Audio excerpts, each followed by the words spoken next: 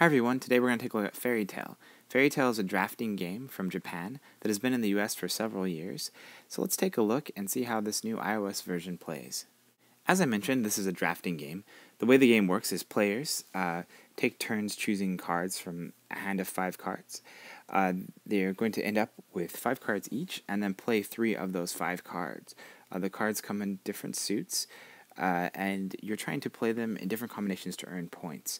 For example, there's cards that when a pair of them is played, you'll earn certain amounts of points, or there's cards where playing multiples of the same card earns you points.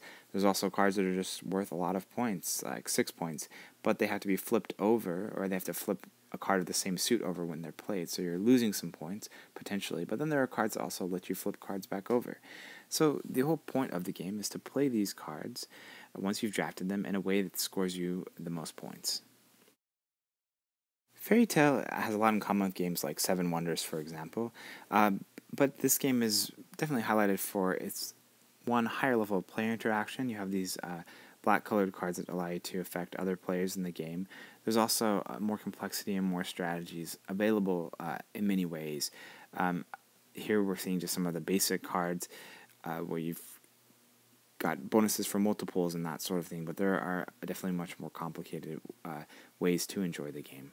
So as you can see here, we've played through the game. We've played 12 cards, and we'll find out who has the highest score. In this case, I won against the AI opponents. The game features online play. You can play with multiple different players, computers mixed with human players and with friend players. I've had some trouble really testing this out fully. It's kind of a little challenging for me to find opponents, but I definitely know it's a feature that's there, and I will definitely try to fill in more gaps on that as I have a chance to experiment with it as more players are available. There are also other features in this game. It seems like they've kind of taken a page out of Playdeck's handbook by including a card gallery so you can see all the cards in the game. There are also expansions that you can purchase. There are Expert Rules and Expert Rules 2, which introduce new cards. These in-app purchases are fairly reasonable, and if you understand the game is free at first, it makes sense, that you would pay a little. And purchasing one of those will turn off the ads that you've seen in the game. I've been playing Fairy Tail for quite a few days now, and I really quite enjoy it. The layout is a little strange, a little old-fashioned looking, very much free-to-play type looking. But in terms of gameplay, it's definitely there. It's clear what's going on in most cases. The AI seems to provide a challenge, at least for me as not a pro player. So I definitely enjoy the game. It leaves a lot to be desired in terms of UI functionality and overall design.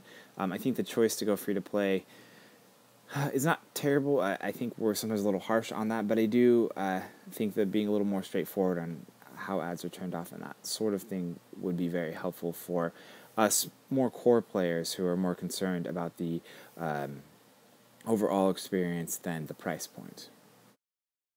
I know I'm being blasphemous here, but I am one of those people that enjoys Seven Wonders more than our good friend Fairy Tail, but it's definitely a quality game, and this sort of drafting experience isn't really found in other digital board games. So I definitely recommend picking this one up. It's quite enjoyable, and one that I think can give you a lot of fun.